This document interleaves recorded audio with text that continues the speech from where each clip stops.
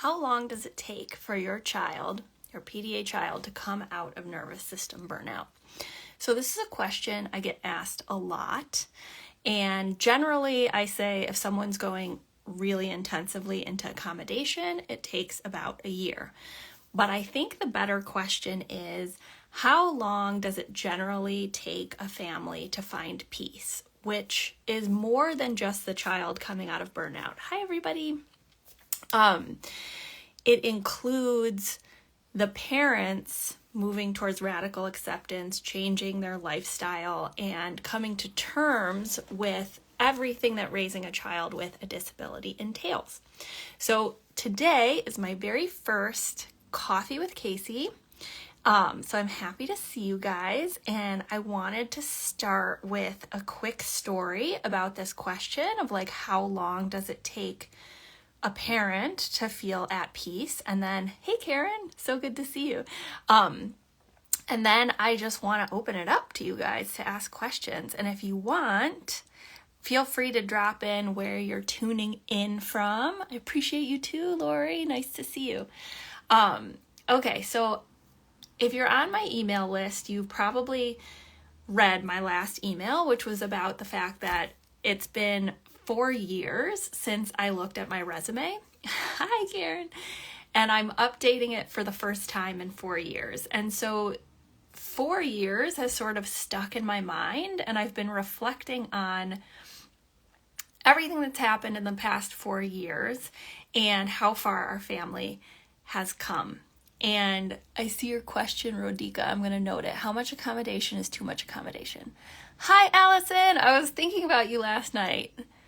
Hello from New York, Greensboro, North Carolina, Toronto, awesome, New Hampshire.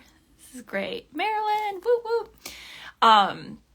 Okay, so Allison, who is my dear colleague and friend, actually from my past life, will maybe remember this story, but it was almost exactly 4 years ago that I was sitting in my job in a Harvard management training for management, because I managed a team at a large research and policy nonprofit in Washington, D.C. Hi, Columbus, Ohio. Hi, UK.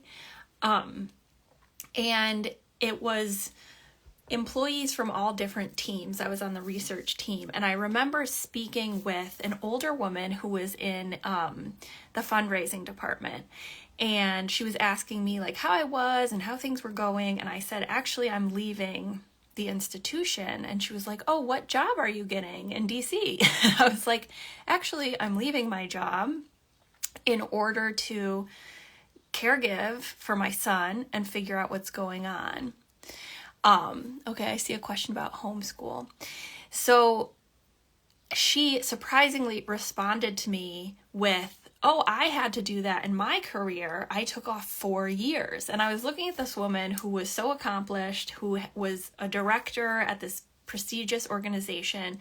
And it stuck with me that 4 years. And it came back because her son was diagnosed autistic, and it took 4 years for her to go back to work. And I'm also about to go to Chicago with my 4.5-year-old son to visit a friend who 4 years ago helped me figure things out with my older PDA son. So my goal in life is to shorten that timeline for you so it doesn't take you 4 years, but I just want to share that with you as a brief anecdote to also give you hope that, like, even if you're a year in, there's lots of room for stabilization and more peace. Okay. Hi, I'm so glad, Laura. It's nice to see you. Okay, so the first question I got was, how much accommodation is too much? Okay, so that is a very big, very complex question, but I'm going to break down sort of how I think about it. But I want to say first, like, I don't want you guys to be like, Casey has the answer, she'll know. I want to be a helpful guide or like professor so that you can find your answers, right? Because it's different for each family. So if that's the first thing I would say of like, there is no wrong or right in terms of like how much you accommodate your kid. Like, Some families have no bedtime limits. Some families have no screen time limits. Some have, much less structured systems for their PDA child than I do. That doesn't mean they're wrong or I'm right. It just means like we're thinking within a cost-benefit framework and different family systems, and we have different kids because the threat response is more disabling to some PDA children than others, and that's just the truth. So one thing to think about if you're asking yourself, am I accommodating too much or accommodating too little, which is a question we all have, right? Is first, you're gonna have to experiment and practice with that edge, okay? So first of all, you need to understand, is your child in burnout? Are you in recovery? Which what I mean by that is you're learning a new way to parent and set up your life and observe your child and establish a trusting relationship, and then equilibrium. So that Allison's asking that question, what does a stabilized PDA family look like?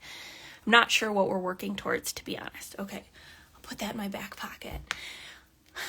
So we have to understand the degree to which you're accommodating while you're reestablishing trust, learning your child, and erring on the side of not activating their nervous system. I think that as long as you are staying stable as the captain of the ship, there's no too much accommodation, right? And what I mean by that is lowering every demand is not equal, right? For example, in the paradigm shift, we're in Slack and I'm answering questions that I just got a question about this, which was how do I, should I just drop every demand and have no limits at all because my child is in burnout? And I worked with the mom to parse okay, setting boundaries for going out with cousins and friends, that's worth the cost of discomfort for most people to the parent's nervous system for the benefit of protecting the nervous system of her child.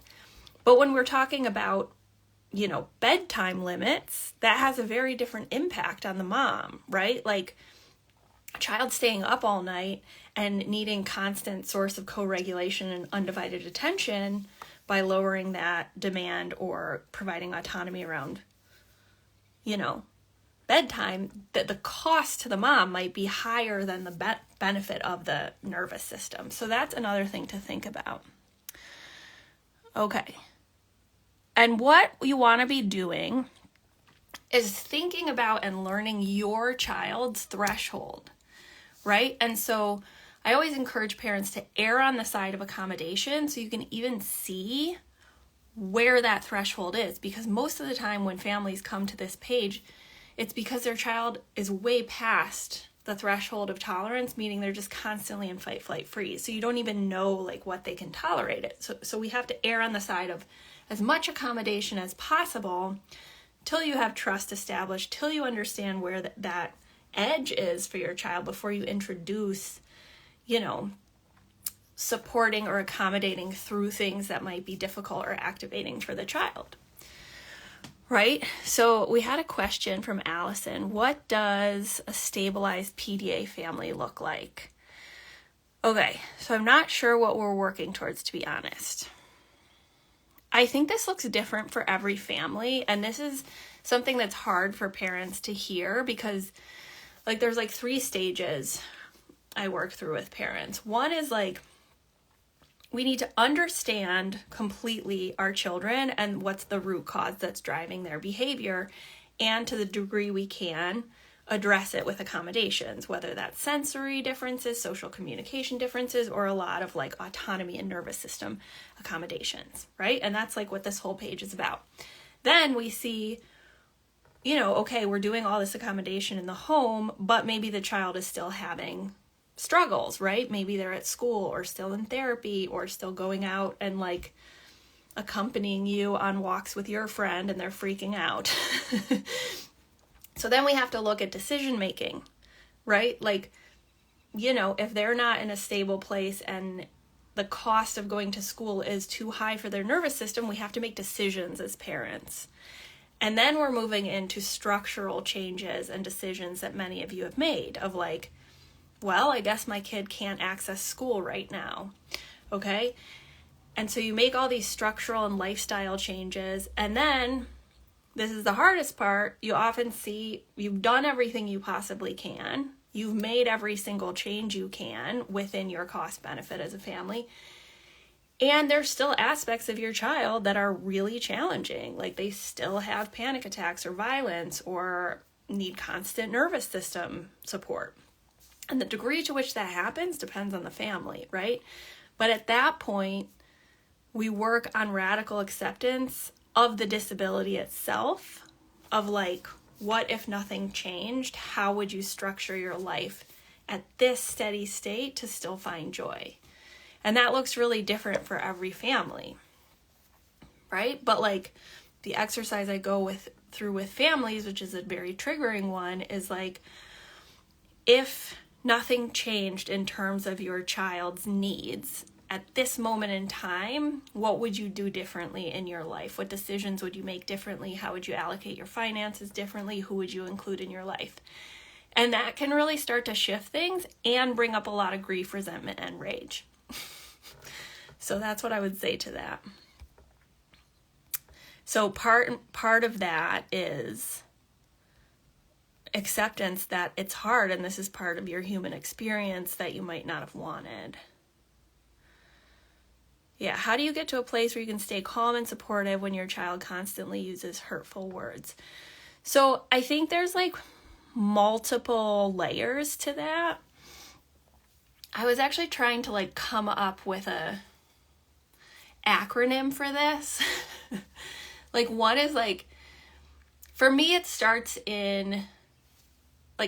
meaning, right? Like I have the meaning of like, I'm on this planet for whatever reason, and part of my purpose is to support a child with a nervous system disability and also go on this path of personal growth of nonviolence and non-reactivity, which is really hard.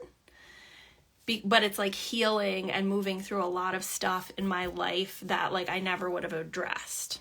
So it's like, okay, the bigger meaning, which is a driver, then mindset, which is like separating your child and yourself from the threat response and seeing it as data of what's going on in their nervous system and not personal, right? And that's a constant mindset we need to get into of like, it's just data. It's just telling me, like, if I was a mom of a diabetic child reading insulin levels, that would be my data of like, okay, I need to more intensively accommodate or they're activated. It's the same type of mindset, right? And this is why I talk about a nervous system disability and not like a disorder or even just like a difference. And then the next thing is like, so meaning, mindset, and then body, which is like coming into your body with a sacred pause.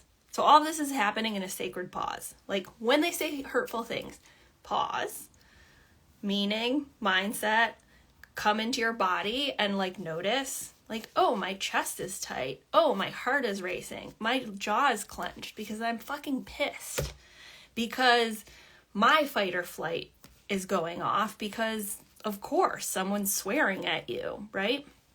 But then with the noticing, you can practice not reacting, right? And all of us have that capacity. And this is like outside of, well, it's wed with my work. Like, this is what I'm practicing all the time. This is why I do meditation, to sit with the discomfort of my own body, like my own body shit and my own thoughts and just not react to it, right? Because like all of us need that practice. It's also why I go to yoga, like really hot, really intense yoga, to stay in the pose with the discomfort, right? And not the pain, but just like practicing over and over and over again what it feels like in your body to have your own nervous system reaction, anxiety, or your emotions or thoughts and not reacting to them. And it's a lifelong practice. So I know that's kind of like nebulous, but that's like how I see it and like how I've come to have peace with a lot of this. I also have to use that showing up on social media because people say really hurtful shit. You guys don't see it because I don't approve it, or I just block people, but like, it's a practice. Okay. Let's see. Transition times are the biggest struggle. Getting ready for school and adjusting after school, after masking, yeah. Really struggling because it seems my child cannot be in school at the minute, but I work full time and need to go to university myself. Yeah, you're operating within constraints that most people are not operating within, and that's really difficult because you have constraints that other people don't, meaning like parents who don't need to provide their nervous system as a primary accommodation to their child. So, yeah, I mean, sometimes we have to make decisions that we don't want to make, or we stick with the job and know that like we're doing the best we can, but because of that, our child has to stay in school. And then we don't beat ourselves up. We just recognize logically and with clarity, like, I am operating within constraints that other people don't operate within, and I'm doing the best I can. Yeah, Lucy, understanding they're just words. They don't have meaning behind them. They're literally just the threat response. Feel a lot of guilt as I'm PDA ADHD myself and a single mom. My emotional dysregulation and overstimulation doesn't help, but doing my best for sure. I totally understand the guilt, but like, so I'm not PDA ADHD, but I'm a very anxious person and like can get disassociative and not present. And I used to be very reactive with my son. But there's a positive side to it where like something switched for me where I was like twofold. One, oh my gosh, my nervous system, even though my activation is not related to perceptions of losses of autonomy and equality, my history of panic attacks, OCD, and nervous system activation is actually what my son is experiencing. So like the fact that yes, you have conflicting access needs, meaning like you both have needs that can be in conflict with one another because of your neurotypes. You also intuitively can understand what's going on with your child, which is not something that everyone can access. And then, you know, for me,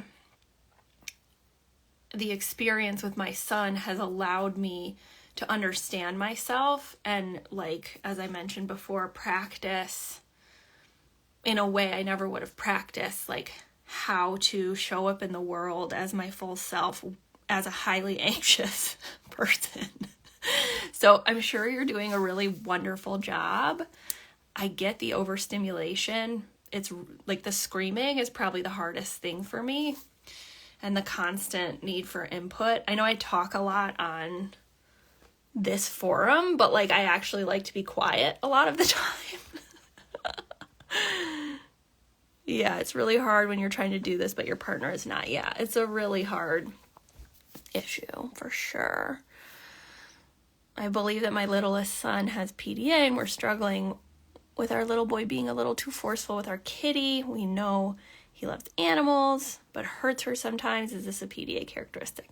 I would have to understand how old your child is, but equalizing against animals can happen. My son does it with his service dog sometimes. I believe my son does have PDA, and I know that he loves animals, but he gets a little too forceful. Oh, same question. Yeah, I mean, I think it's normal for kids. I also think that, you know, like when my son's activated, and this is something we have to set boundaries around, like he'll like get upset in the car and like kick the service dog, and or like other times when he's like leveling or equalizing, he'll like play with the dog's face and like do all sorts of stuff that we have to put boundaries around. Yeah. My 4-year-old was just given an ODD diagnosis, but the clinician said it was more like DMDD. Is PDA also misdiagnosed as DMDD? 100%. Yes. That and intermittent explosive disorder, dysregulation disorder, DMDD, ODD, yeah.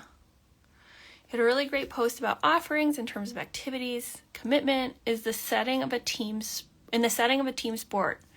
So you speak to the coach ahead of time to give them a heads up. 100%. Yeah, I say my son has a nervous system disability. He has access needs around X, Y, and Z. Like, he's not going to wear the uniform. He may or may not show up. You know, he has a service dog that might be on the sidelines. Is this going to work for you or, you know, or not? And then they can give you an honest answer and then you can make a decision, right? But if we're not communicating, then we're setting ourselves up for like the team not knowing what's going on and the child not being able to access. We're anxious because we're like, oh my gosh, what's going to happen? Is our kid going to participate? You know, we're all anxious about getting them in their uniform before, and all of that is going to prevent them from accessing it. So I think this is when like communication and advocacy comes in. What if you can't get the other parent on board? Then you model, you just do it.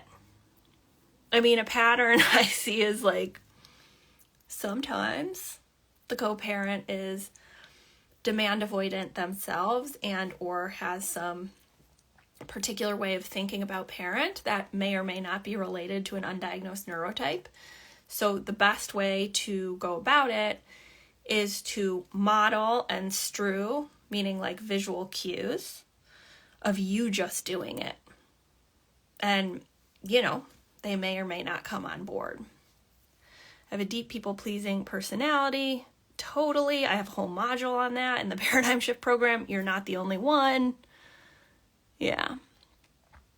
I want to thank you for all the free resources. Of course. I just found you yesterday and was up till 4 a.m. learning everything I can. Awesome. If you haven't checked out the free Clarity Masterclass, it's in my link in bio, and it's 70 minutes explaining stuff with 5 PDF downloads for free. So I hope that's helpful. All right, my friends, I'm going to answer this one more. Reposting my question from above. I know it got pushed way up. We homeschool, and what are your thoughts on a checklist for my PDA kiddo? No pressure to complete, no order, just a list of activities. Okay, so most things like, and this is hard on social media to articulate because it's nuanced, right? Like, there's nothing in and of itself wrong with a checklist, right? It's a checklist. However, if the child is not part of designing the checklist, and even if they are, it can serve as an activating factor for them. And let me explain. So a checklist represents a particular array of possible activities, right? These are your choices. It's like multiple choice. Even if they participated in being like, these are my 10 ideas, right? Which can be great because you can strew these are all the possibilities. Let's choose from one or more for today. Or you can just leave it out and they gravitate towards that. And that can work. However, it can also represent a limitation, an expectation, and if you did it, it's you putting yourself in the decider role, which activates the threat response, and it's a loss of autonomy if they wake up the next day and it's like, well, I have these 10 options, but none of them are what I want to do. What can also happen is you make a list and they're into it for like a couple weeks and then they drop it all together, but parents have a tendency to want to hold on. So I think if you can come to it with an energy of complete openness of an offering, we used to do looking at pictures, in the summers, we would take pictures. I'd take pictures of all the different parks and just have pictures out. So my son would be like, what are you doing? And I was like, oh, sometimes we have a hard time remembering the parks you like and the names, because my son has a really hard time sometimes with naming things. And so he would be like, oh yeah, I love that park, let's go, right? So we would have visual cues and ideas, because it can be really hard to come up with ideas for a PDA child. It can just be like, I'm bored, but you suggest things and they reject it. So coming up with ways that are very open-ended, with offerings and opportunities and ideas without getting attached to them. Because at any moment the child could be like, no, like this list worked, but it can become an internal loss of autonomy or demand, even if they come up with that as scaffolding. So I hope that is helpful.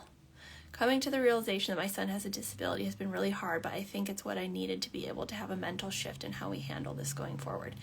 Yes. Yeah, totally. I mean, it is freeing. You just have to go through, and this is what I mean by like, coming to a place of stability is not just getting your child out of burnout. And this is why like the work I do is very much also about like parents coming to terms with how their life looks different as a result of stepping into an accommodation approach with a child with a disability, and knowing that like all the changes we make and all the effort we make isn't going to necessarily like quote fix everything, because part of it is learning to live with this as part of your human experience and find meaning in it, and understand that like there's a lot we can't control. And I think we can take cues from parents, that are outside of the neurodiversity space who do have children with high needs. Our children have fluctuating needs, and it's wrapped up in trauma and all this stuff. So we don't always know like 4 years from now where our family's going to land. And it can also fluctuate, right? Like you can go through a period of stability and then your child might hit hormones and teens, and then there's another crisis. And so learning to accept this as part of your human experience is a big part of finding peace and stability. It's not just about like getting the child out of burnout, although that's a big part of it. All right, my friends, that was way longer than 15 minutes, but I enjoyed our first coffee with Casey. It was so nice to see you guys. And I appreciate you guys being here. All right, have a good rest of your day, and hopefully I'll see you next week. I'm going to do it at 9 a.m., but my kids are on spring break, so I forgot I had kiddo time in the morning. We played dinosaur bingo and made lots of train tracks. All right, everybody. Bye.